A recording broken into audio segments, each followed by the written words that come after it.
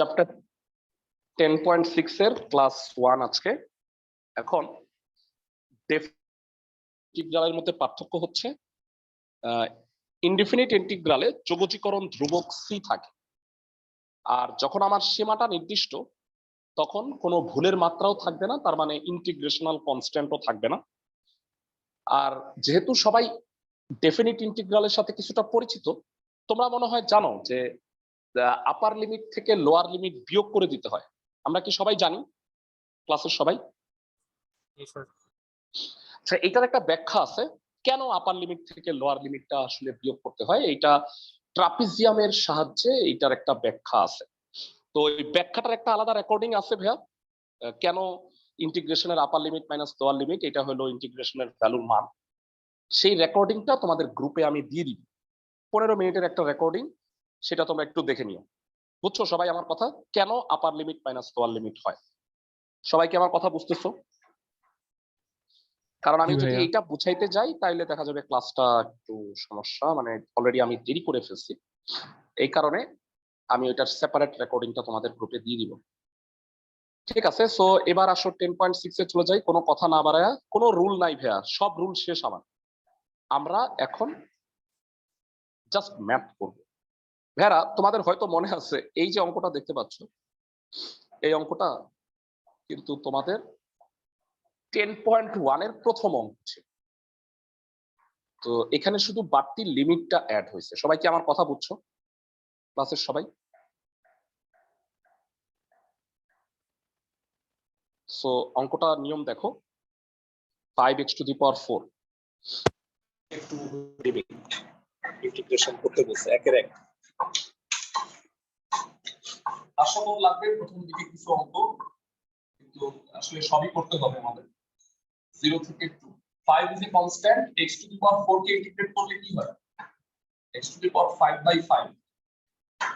তোমরা সবাই জানো এইভাবে থার্ড ব্র্যাকেট দিয়ে লিখতে হবে, এটা হলো প্রোটোকল নিয়ম। এটি ইন্টিগ্রেশন করার পরে এটা ফার্স্ট ব্র্যাকেট বা সেকেন্ড ব্র্যাকেট দিলে হবে না, থার্ড ব্র্যাকেটই দিতে হবে। 5 ইজ এ কনস্ট্যান্ট, 5টা বাইরে চলে যাবে, x টু দি পাওয়ার 5 0 থেকে 2। আপার লিমিট চলকের জায়গায় মানটা বসাবা, 2 to the power 5 minus 0 to the power 5, that is 32 is the answer. কনস্ট্যান্টকে সবসময় আগে বাইর করে দিবা, কারণ আমার যে মানটা বসবে আপার লিমিট মাইনাস লোয়ার লিমিট, সেটা চলকের জায়গায় বসবে, কনস্ট্যান্ট কোনো ক্ষতিগ্রস্ত হবে না। ম্যাথটা সবাই বুঝছো ক্লাসের সবাই? পরবর্তী অঙ্কে চলে যাচ্ছি। আমরা যোগ বা বিয়োগ হইলে আমরা জানি ইন্টিগ্রেশনে আলাদা আলাদা করে লেখা লাগে। ভাইরা আমি এখন 4 নাম্বারটা করাই দিচ্ছি, তোমরা না এই 3 নাম্বার অঙ্কটা এখন করবা না, এখন এটা করো না, কারণ এইটা প্রথমে করার মতো কোনো অঙ্ক না, এটা অনেক পরে করব আমরা। এটা গ্রুপিংটা হয় নাই তোমাদের এই বইয়ে, যে গ্রুপিং যেভাবে দিছে এই গ্রুপিংটা হয় নাই। মানে যেমন 10 মানে আমরা দেখাইছিলাম যে এক জাতীয় অঙ্কগুলো একসাথে, এই চ্যাপ্টারে এটা গুছানো নাই, আমি গুছাই দিব। বুঝছো সবাই আমার কথা ক্লাসের সবাই? কোন অঙ্কগুলো একই রকম, আমি গ্রুপ 1 2 3 4 গ্রুপ মোট 9টা আছে। এই চ্যাপ্টারটা কিন্তু অনেক বড়, 10.6 এর 3টা ক্লাস হবে আজকের পরে। তোমরা এটা দেখবা প্রায় এখানে মনে হয় 70-80টা অঙ্ক আছে। আমরা 9টা গ্রুপে সবগুলো অঙ্ক পড়াই ফেলব। আমার কথা কি বুঝতে পারছো ক্লাসের সবাই? জি ভাইয়া। ফাইন। তো ফালতু কয়েকটা অঙ্ক একটু পড়ায় মানে স্টার্ট করতেছি আর কি। 0 থেকে 3 - 2x + x² dx ইন্টিগ্রেট করতে বলছে। তিন টুকরা হবে 3dx - 2 0 থেকে 3x dx + 0 থেকে 3x² dx। dx কে ইন্টিগ্রেট করলে x হয়, 0 থেকে 3 x dx কে ইন্টিগ্রেট করলে x²/2, 0 থেকে 3 x² কে ইন্টিগ্রেট করলে x³/3, 0 থেকে 3। তো আপার লিমিট মাইনাস লোয়ার লিমিট 3 - 0, এই 2 কাটা, 3² - 0, 1/3 is a constant বাইরে, 3³ - 0³ তাহলে এটা থেকে এটা 9 হলো -9, আর এটা 27 কে 3 দিয়ে ভাগ করলেও 9 হয়। তো উত্তর 9। আমাকে জানাও কোন ক্যালকুলেশনে কোনো জায়গায় সমস্যা আছে কিনা। আমার মতে হওয়ার কথা না, তারপরে একটু দেখে নাও একবার ক্লাসের সবাই।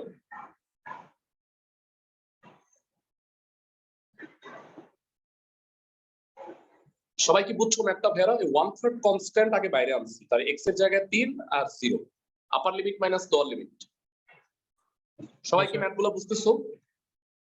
জি ভাইয়া। ওকে ফাইন, এবারে আসো আমরা রুলে আসবো। তোমরা রুল নতুন করে লেখার প্রয়োজন নাই ভেরা, আমরা কিন্তু 10.3 তে যে রুলগুলো পড়ছি সেইগুলোই আবার করব। তবে এবার পার্থক্য হইল ভেরা, আমরা যখন প্রতিস্থাপন করতাম এক্স এর সাপেক্ষে প্রতিস্থাপন যখন করতাম, একটু চিন্তা করে দেখো, তখন ডিএক্স এর বদলে আমরা ডিজেড লিখতাম। এখানে কিন্তু লিমিট আছে, লিমিটটা হলো এক্স এর।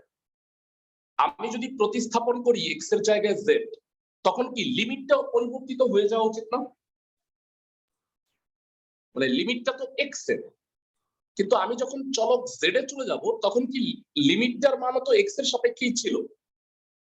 মানে এখানে পরিবর্তনটা হইতেছে কোথায়? এক্স অক্ষের সাপেক্ষে। তো যখন আমি প্রতিস্থাপন করব তখন কিন্তু লিমিটের ভ্যালুটাও চেঞ্জ হয়ে যাবে। আমার কথা কি বুঝতেছো ক্লাসের সবাই? জি ভাইয়া। ফাইন, সো এবারে আসো এই টাইপের ম্যাথ আমরা একটু করি। কম্পাউন্ড ফাংশনের কথা মনে আছে সবার? ক্লাসের সবার কি কম্পাউন্ড জি ফাংশনের ভাইয়া। কথা মনে আছে? আচ্ছা একটা ম্যাথ দেখাই, তাহলে মনে হয় চিনতে পারবা। তোমরা আমাকে বলো, এই দুইটা ম্যাথ আছে 2 এর 1 2, এর মধ্যে আমি 2 নাম্বারটা দেখাবো। e to the power x cube হওয়ার কথা ছিল, e to the power x হওয়ার কথা ছিল, x না হয়ে x এর জায়গায় আছে x কিউব। কাকে z ধরতে হবে এই অঙ্কে? এক্স কিউব কে। ভেরি গুড, তাইলে মনে হয় তোমরা আমাকে বলে ফেলতে পারবা যে 2 এর 1 কে কাকে z ধরতে হবে। জানাও। এক্স স্কয়ার কে। x স্কয়ার আমি একটা করাই দিচ্ছি, আরেকটা তোমরা কইরো। আগেই বলে রাখতেছি তোমাদের 1 এর 2 বারের কাজ, 1 এর 3 নাম্বারটা এই মুহূর্তে করবা না। এটা একটা মানে সেপারেট নিয়মের অঙ্ক, যেটা আমি এখনো পড়াই নেই তোমাদের। হ্যাঁ, 1 এর 3 করবা না, আমি 2 এর 2 করাই দিচ্ছি, তোমরা 2 এর 1 নাম্বারটা করবা। বুঝতেছো? যেগুলো বলতেছি ওইগুলো কইরো। ক্লাসের সবাই আমার কথা কি বুঝতে পারছো? ওকে, 2 এর 2 নাম্বার।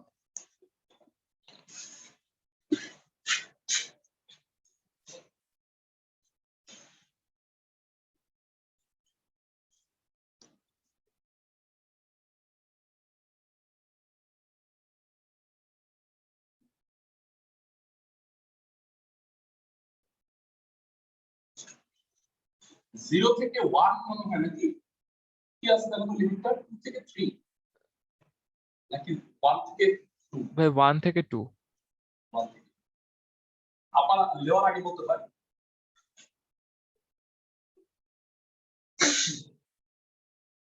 ধরি x cube equal to z, x cube K dx করলে হয় 3x square dx equal to dz। তো x square dx will be 1/3 dz। এরকম একটা ছক করতে হবে, এটা সুন্দর। ছকটায় থাকবে এটা x, এটা z। x এর মানটা কত বলো? 1 থেকে 2। জানতে চাই x যদি 1 থেকে 2 হয়, প্রথম সমীকরণ মানটা দেখো। x যদি 1 হয় তাহলে z কত? 1 1। x যদি 2 হয় z কত? 8। লিমিট পরিবর্তন কিভাবে করতে হয় তা কি বুঝতে পারছো ক্লাসের সবাই? জি ভাইয়া। ধরি যে লাইনটা, সেই লাইনে যে লিমিটটা দেয়া আছে সেটা x এর। এখন আমি x থেকে চলে যাব z এ, তাহলে লিমিটটাও z এর হইতে হবে। মানে আগে আমি তোমাকে কি বলছিলাম যে আমার গাড়ি যদি আমি পাল্টাই তাহলে ড্রাইভার পাল্টাইতে হয়, আর এটা হলো চলার রাস্তা। তাহলে আমারে বলো, আমাদের লক্কর ঝক্কর মার্কা গাড়ি তো লক্কর ঝক্কর মার্কার রাস্তায় চলতে পারে। এখন আমি ব্র্যান্ড নিউ মার্সিডিজ কিনে আনছি জেড, তাইলে কি রাস্তাও চেঞ্জ করা দরকার না? সবাই কি বুঝতেছো? গাড়ি চেঞ্জ হলে ড্রাইভার চেঞ্জ, আর রাস্তা যদি থাকে রাস্তাও চেঞ্জ।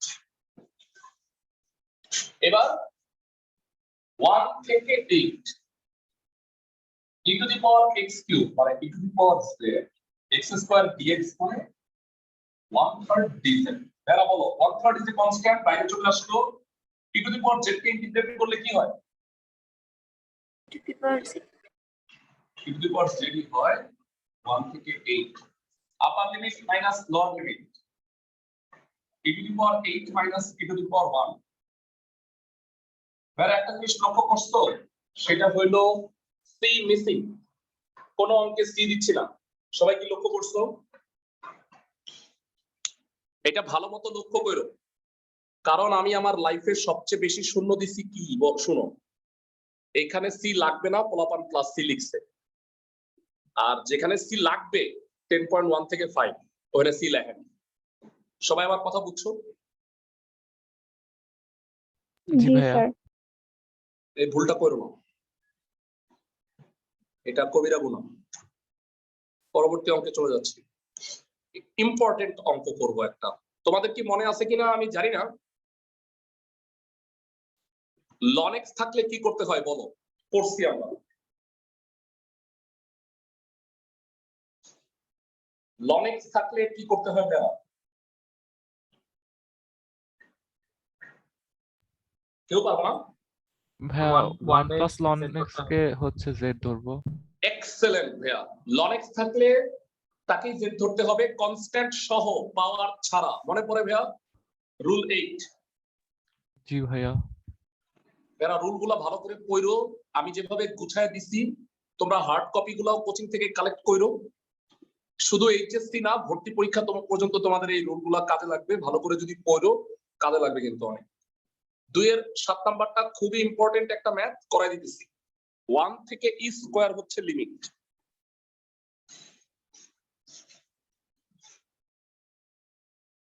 আমি আজকে শুধু তোমাদের সাথে 10.6 পরিচয় করে দিচ্ছি। 10.6 বড় চ্যাপ্টারটা আমরা নেক্সট ক্লাস থেকে গ্রুপ করে করে 3 দিন 3টা করে করে গ্রুপ করব। 9টা গ্রুপ আছে টোটাল।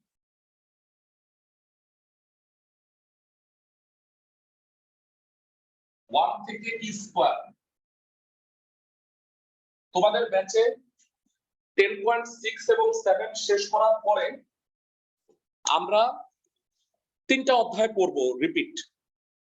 চ্যাপ্টার 3 সরল রেখা, চ্যাপ্টার 4 বৃত্ত এবং চ্যাপ্টার 10 ইন্টিগ্রেশন। এগুলার এমসিকিউ সিকিউ এর শর্টকাট নিয়ম শিখব। বুঝতেছো আমার কথা? তোমাদের ব্যাচে রবিমঙ্গল 3:30টায়। এইটা হবে জুলাই মাসে পড়া, আর অগাস্ট থেকে তোমাদের ব্যাচে সেকেন্ড পেপারটা স্টার্ট করব জটিল সংখ্যা দিয়ে। তোমাদের মধ্যে কারো যদি জটিল সংখ্যা এই খুব শিগগিরই লাগে, মানে সেকেন্ড পেপার শুরু হয়ে গেছে বা এরকম, তাদের জন্য রবি মঙ্গল 2টায় আর শুক্র শনি 5টায়, এই 2 ব্যাচে এই শুক্রবার এবং রবিবার থেকে জটিল সংখ্যা শুরু হবে। বুঝতেছো আমার কথা ক্লাসের সবাই? জি স্যার। যদি কারো লাগে, আর তোমরা যদি মনে করো যে না আমাদের কলেজে যথেষ্ট পিছনে আছে, তাহলে নেক্সট মান্থ থেকে তো আমরা আগে মানে রিপিট করায়া তারপরে অগাস্ট থেকে তো আমরা সেকেন্ড পেপার শুরু করবই। সো ভাইয়া শোনো, কলেজের জন্য বসে থাকো না, হ্যাঁ, যে ভাইয়া কলেজ তো এটা করছে, মানে কলেজে তো অনেক বাকি আছে। বসে থাকলে তোমরা কিন্তু ধরা খাবা। হ্যাঁ, অনেক স্টুডেন্ট আছে যে দূর করে কলেজ টলেজ হয় না, পড়া হয় না। ভাইয়া শোনো, 2020 সালে যারা এসএসসি এইচএসসি অটো পাস পাইছে তাদের কিন্তু এখনো কোথাও পরীক্ষা হয় নাই, কারণ ভর্তি পরীক্ষা ছাড়া কোনো ইউনিভার্সিটি নিবে না। সবাই কি আমার কথা বুঝতেছো ক্লাসের সবাই? জি স্যার। তো ভর্তি পরীক্ষা আলটিমেটলি হবেই, তো তোমাকে আলটিমেটলি এই পড়াগুলা ভালো মতো করেই নিতে হবে এবং ওইভাবেই মানে কোথাও চান্স পাইতে হবে। স্যার অনেক ইউনিভার্সিটি পরীক্ষা হয়েছে তো। হ্যাঁ হ্যাঁ বলি, বুঝলে অনেক ইউনিভার্সিটি পরীক্ষা হয়েছে তো, এই যে এমআইএসটি এরপরে হ্যাঁ হ্যাঁ, মানে প্রাইভেট ইউনিভার্সিটি গুলো অনেকে অনলাইনে পরীক্ষা নিছে, অনেকে কোনো মতে পরীক্ষা নিয়ে ফেলছে, এমআইএসটি পরীক্ষা নিছে। তো বিষয়টা হচ্ছে যে বুয়েট বলো বা ঢাকা ইউনিভার্সিটি বা অন্যান্য রাজশাহী ইউনিভার্সিটি, হ্যাঁ বলো, আইইউটিও নিছে। হ্যাঁ আইইউটি পরীক্ষা দিচ্ছে। আইইউটি হয় কি, অনেকে আইইউটি কিন্তু মানে ধরো যে এইচএসসি রেজাল্ট এর একটা বিশেষ কি আছে, মানে ফ্যাক্টর আছে তাদের, ওই যে ওইখানে আবার কিন্তু মানে ম্যাক্সিমাম স্টুডেন্টরা পড়ে কোথায় বলো, এই পাবলিক ইউনিভার্সিটি গুলো, যে ঢাকা, রাজশাহী, খুলনা, চিটাগাং ইউনিভার্সিটি, এগুলোতে প্রচুর স্টুডেন্ট পড়ে, এগুলো একটা পরীক্ষা হয়নি। বুঝছো সবাই আমার কথা? সো এমন তো না যে বিষয়টা এরকম। আমি একটা অন্য প্রসঙ্গে আলাদা আলাপ করবো না। তোমাদের কি করবা, ইউনিভার্সিটি লেভেল কিভাবে চুজ করবা, কোন স্টুডেন্টের জন্য কি হইলে ভালো হবে, এইটা নিয়ে আমি একটা ক্লাস দেবো তোমাদের। বুঝছো? তাহলে তোমরা বুঝতে পারবা যে আমার জন্য এটা সুইটেবল। বুঝছো আমার কথা? কারণ আমি অন্যান্যদের চেয়ে আমার ভালো কেন জানো ভাইয়া? আমি বুয়েটে চান্স পাইছি, আমি মেডিকেলে চান্স পাইছি, ময়মনসিংহ মেডিকেল, আমি ঢাকা ইউনিভার্সিটিতে 38তম হয়েছি, আমি 3টা পরীক্ষা দিচ্ছি। বুঝছো? তারপরে আমার সব অভিজ্ঞতা আছে।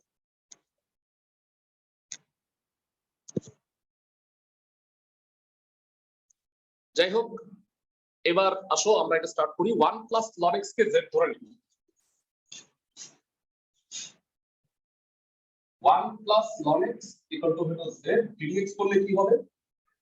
1/x dx equal to dz। এবার এই লিমিট পরিবর্তনটা হলো খুব ইন্টারেস্টিং। দেখি তোমাদের কাছ থেকে এটা রেজাল্ট আশা করি পারো কি। এটা হলো 1, এটা ই স্কয়ার। কেউ কি বলতে পারবা x এর জায়গায় 1 বসাই দেন, ln 1 মানে কত? 0 0। তাহলে z এর মান কত হবে? 1 1। Excellent, very good. E square বসাইলে কি হবে? কে কে পারবা? 3 হবে 3 হবে। Very good. বাকিরা যারা তারা শুনো, এই বান্ধব নামে তোমরা সবাই জানো ln 2টা নেমে আসবে।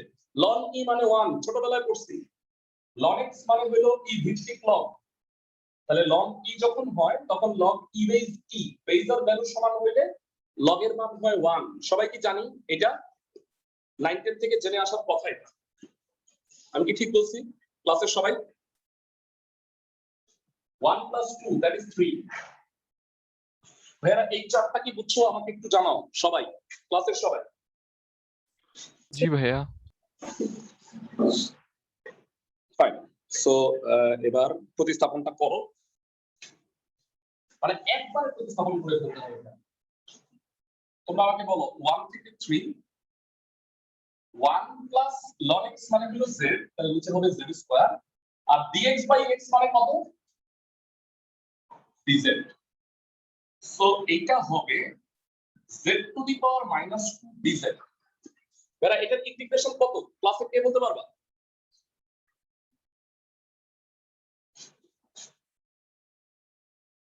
z to the power -1/z। -1